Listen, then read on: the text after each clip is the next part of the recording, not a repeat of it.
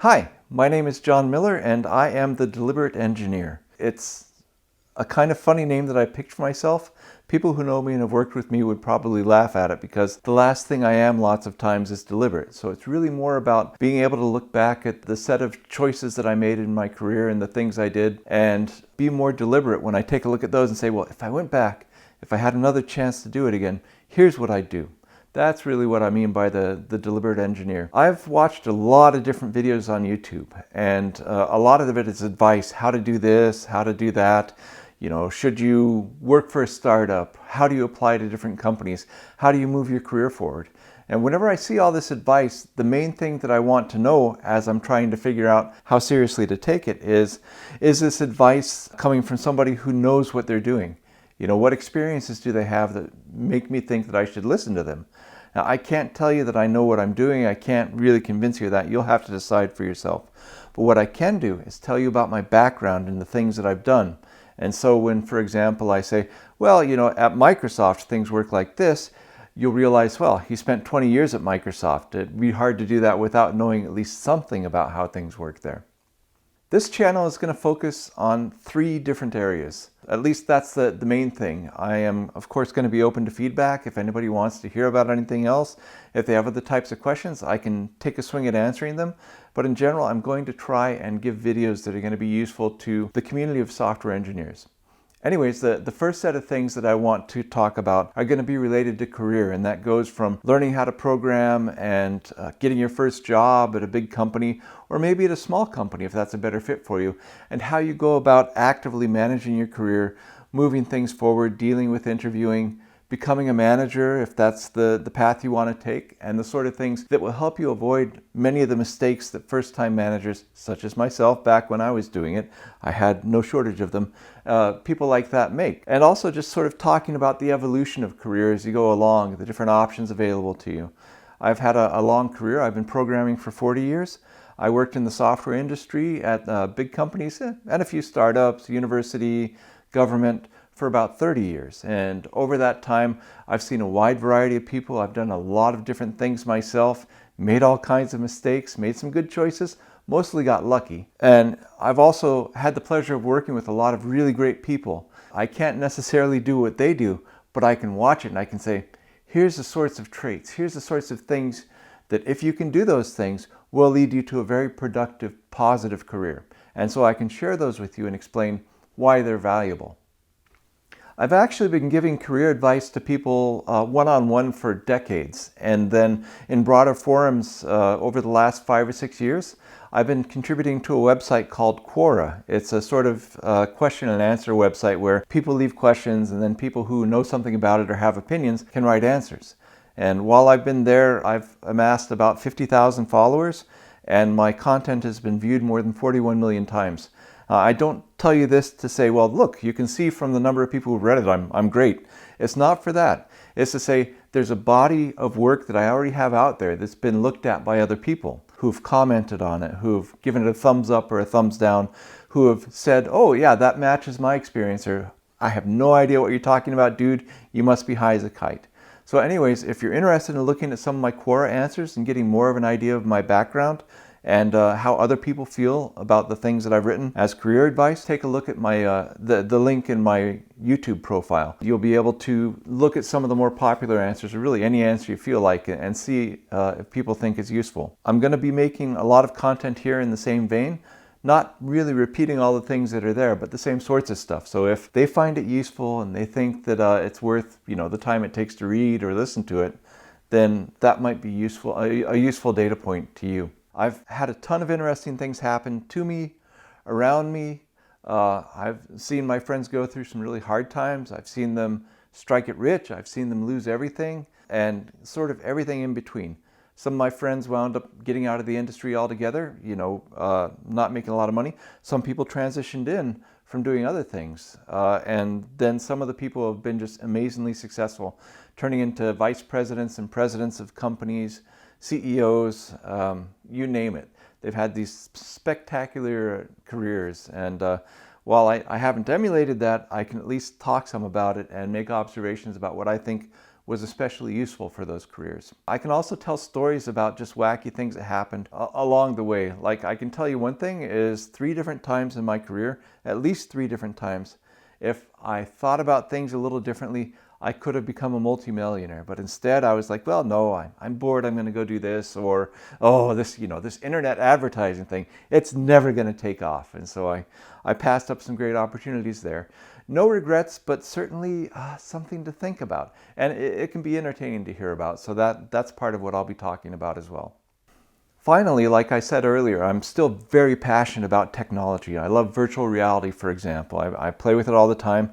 I wish it was more useful. I could say the same thing about the space program. Very passionate. I follow all this stuff with it. And I keep saying, why are we doing this? Is the money justified? Blah, blah, blah. But still, I know a fair amount about it. And I love sharing this stuff. So you'll get to hear about different technologies from me.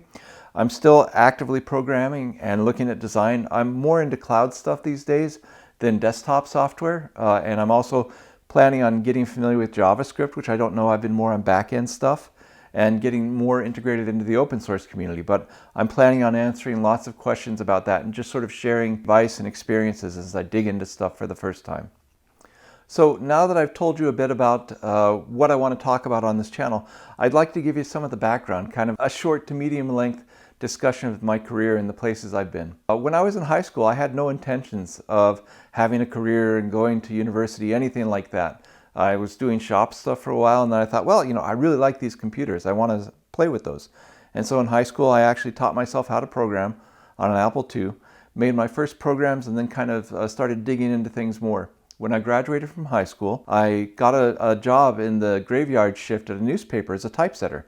That taught me how to type very quickly and accurately, which is something that served me well since then, but it's very different from what my what my career has wound up being. I worked at that for a few months and saved up some money, and then I thought, you know what, I really want to make a game. Games were getting very popular, and this is around 84, 85, and it seemed to me like there was a lot of money to be made. So back then, games, a simple game for your Apple would cost you $40 or $50, up to $100. That was a lot of money back then. I mean, it's still not a small amount of money. So I wanted to get in on that. I thought of a game, designed a game called Ninja Quest. I spent several months working on it, and as a backup, I said, well, just in case it doesn't work out with the game, I'm sure it will, but just in case it doesn't, I'll have a fallback. I'll apply for a student loan to university. So that way, if I wind up not having any money, I'll be able to live someplace. I'll have someplace I can go, and the student loan will pay for a living for me for a semester while I get my act together and figure out what I'm going to do next. That wound up working a little differently than I'd expected. I dropped out a few times, and then I finally wound up going up to University of Alaska and going to school there and finishing a bachelor's in 4 years in computer science. Now, the interesting thing about that was, as I was at school, I didn't spend much time actually in my classes. I preferred to learn from the book and read and do my homework when I was able to find out about it on my own and turn it in. Instead, I spent all my time in the computer lab. I would be working on the computers, playing with the thing that came before the internet, or at least the popular internet, something called BitNet, that was a way of messaging between universities. It was really, amazing, the stuff you could do with it. So I was fascinated by that. I also learned how to program in C and C++ and spent a fair amount of time doing that. Now, after I graduated from college in 1990, I decided, okay, it's time for me to go get a job. I have a degree, should be great, except it wasn't. I applied for a bunch of different places. I walked around, I handed my resume to places. I mailed it into all the different software companies that I could think of. None of them wanted to interview me, absolutely none of them. So similar to what I'd done that got me into undergraduate school, I had applied for graduate school just in case. In case I can't find a job, I'll go to graduate school. Maybe I'll be able to get a job after that. So I wound up going to Illinois and working in AI for computer science then back in 1990. But I wasn't funded. This is something unusual. I'll have more to say about later for graduate school. So I wound up kind of going to grad school off of a credit card, and then the credit card came due and I didn't have enough money to stay in school. So I wound up taking a job. As an Apple fanboy, there were a few companies I really didn't like. Microsoft was one of them. I thought Microsoft was the devil, this whole charging for software, blah, blah, blah, whatever. I was unimpressed with them because I'd read all of the reports about Microsoft and how rotten they were and that nasty Bill Gates. But I thought, well, so Microsoft was near my mom, and I thought, well, it'll be a good chance for me to practice interviewing. I'll finally get to talk to somebody, and I'll get to see my mom, so why not? 2 months later, I was super excited about working at Microsoft, and I wound up going there and working on what was then called NTOS2, but then eventually became Windows NT 3.1. And I worked on a variety of stuff there: memory management, module management, testing, and then on multimedia. Back then, PCs couldn't play sounds, they didn't play video or anything like that. But that functionality had been put into Windows, and it was being put into Windows NT, so I helped with that. But I also burned myself out. So after 2.5 years at Microsoft, I followed my girlfriend at the time to university, and I wound up going and working at the same university she was doing a PhD in. So I spent, I think, 4 years total at that university. I started out working in what was called the School of Computer Science Facilities. I was helping integrate Windows NT into their environment, more as a IT admin stuff. But then we started working on some interesting side projects with something called AFS, Andrew File System, being able to Kerberize an NFS gateway so that you could, from a Windows box with a sorry, lots of acronyms here. With an NFS client running on NetWare, you could actually connect up and access AFS. So I did that project. And then I wound up joining a research project called Infomedia, which was about taking archives of video that lots of TV stations had, digitizing it, and then being able to search for video clips based on time-synced transcripts. It was a really cool project. I did that for a year, and then I joined a new Japanese research lab in Pittsburgh that was starting up. I did that. I mostly helped set up their infrastructure. I was also, I guess it was a research engineer for a few months. And then I wound up deciding to go back to Microsoft. So, by now it was the mid to late 90s. I went back to Microsoft as a contractor working on something called Internet Explorer for Unix. I did that for about a year, and then I wound up joining Microsoft full-time again, working in the networking team. Again, test development. So the three things I worked on were IP security, network load balancing, and something called Universal Plug and Play, which is kind of a media device discovery and control protocol similar to Java's Genie, I believe. Anyway, I did that until about 2000, and then I decided to follow my dreams of being a commercial game developer. So within Microsoft, I transferred to the only game team that was hiring at the time, which was Flight Simulator.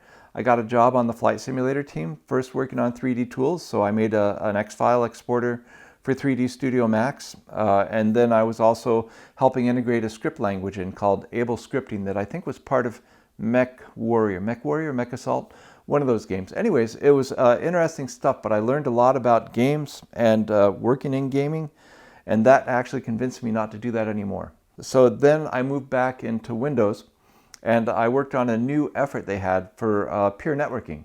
Peer-to-peer was getting more and more popular back then. There were various things like LimeWire, Kazaa, BitTorrent, and so on. And Microsoft wanted to create an API doing peer-to-peer stuff. Great, so I got hired in as the first developer working on that, working for an architect. And I stuck around until we actually shipped version 1 of that a few years later.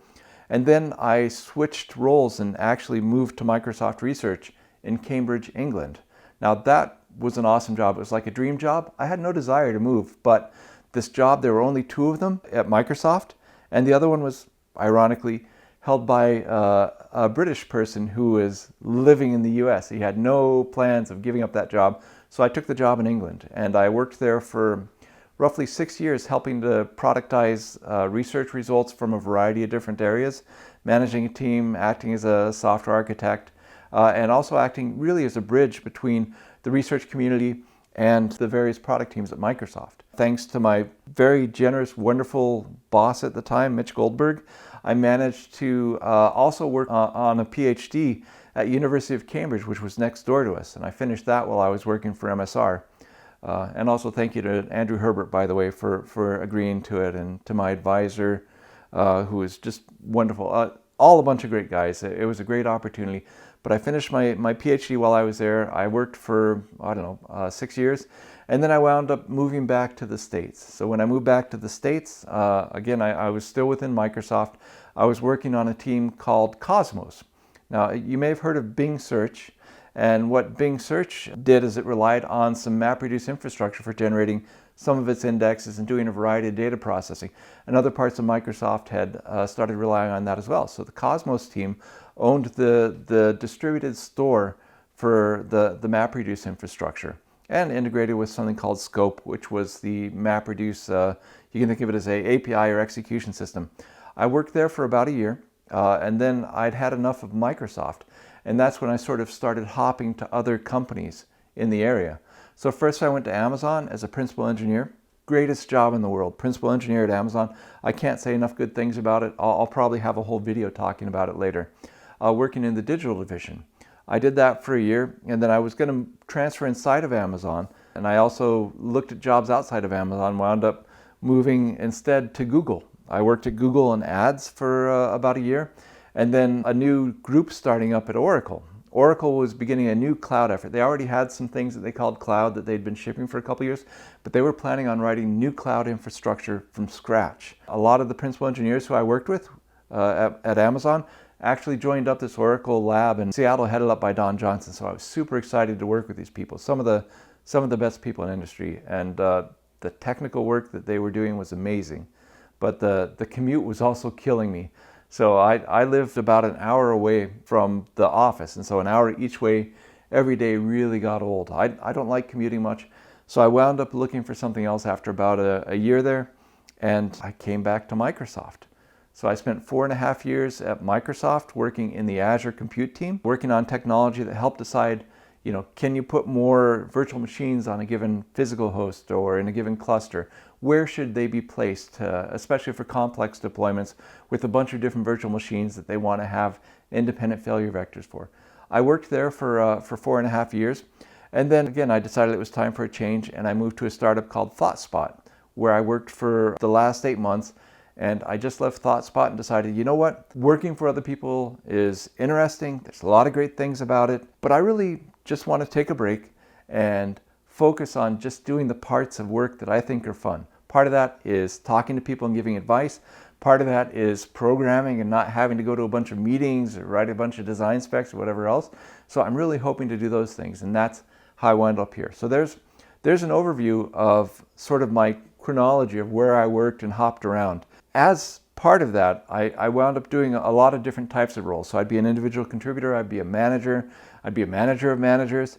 I did lots of interviewing with other people, hundreds of people, programmers, program managers, testers, and had to make decisions about, well, is this somebody who would be able to succeed at the company that I was interviewing them for?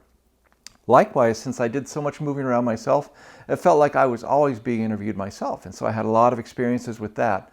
And sort of a lot of do's and don't do's as far as being able to continue doing interviewing and moving around.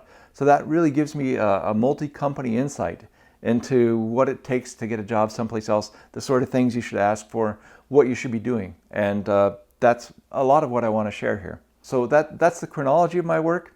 In addition to that, I guess I should mention some of the things that I did over the years, just in case there are things that you want to hear about. So as I worked at all these different places, I was usually working on commercially shipping software. First, it was box software. So the things that I did at Microsoft and the Windows team, for example, those shipped to literally billions of computers. And some of the programs, like I picked up CD player after a friend of mine got most of the work done, and I kind of fleshed it out and shipped it. Some of those programs have been used by hundreds of millions of people, which is a tremendous source of satisfaction for me. So I've shipped a fair amount of commercial software. I've gotten to see the life cycle of that software, choices I made that caused problems for it, choices I made that took lots of time and didn't pay any dividends, things like that. So I have a lot of opinions about the right way to be producing software and monitoring it and maintaining it, and how to just sort of watch over its whole life cycle. Along the way, I worked on a lot of V1 products. So Windows, for example, I was working on NTOS2/Windows NT, which was a V1 when I was working on it because it had a new kernel, a new operating system kernel under it. But lots of things I've worked on have been version 4, version 5, version 6, whatever of it. And that takes a very different skill set, and it's a different experience than making something from scratch. But I've done both a lot of V1 work, especially in research, and a lot of maintaining larger things. I've had to learn huge code bases, get up to speed on them. As part of all this work I've done, I tended to be one of the people who would help invent things, and especially who would help the other inventors to file the patents for what they were doing. So I've got, I think, 31 distinct software patents, and those are, copied to a bunch of different countries and stuff, so the actual count is higher. But I've done a fair amount of software patents and have lots of opinions about the utility of them and the necessity of them, unfortunately. That's an overview of all the different things that I've experienced over the years. My goal being here is really, like I said, to be able to answer questions people have about their careers, to keep them from making a lot of the same mistakes I made, to maybe help disperse some of the ideas they have that aren't really correct, limitations that don't actually exist. I mean, that's the main thing that I want to help people avoid. Thinking, oh, if I just do this, or I just can't do this. I can't leave this company because I'll lose too much money, blah, blah, blah. I want to help people keep from making those mistakes. Anyway, I'm planning on publishing videos about once a week. I hope that you'll stick around and watch them. I'd love to hear your comments on this, and especially anything that you'd like me to talk further about. I've got a pretty healthy list of videos that I want to make, but if there's stuff other people want to hear about, I'm happy to kind of bubble them up to the top of the queue and release those. I'm planning on having new content every Sunday. I might release it a little early, but it'll definitely be there by Sunday evening. Thanks for sticking around this long. Again, my name is John L. Miller. I'm the Deliberate Engineer.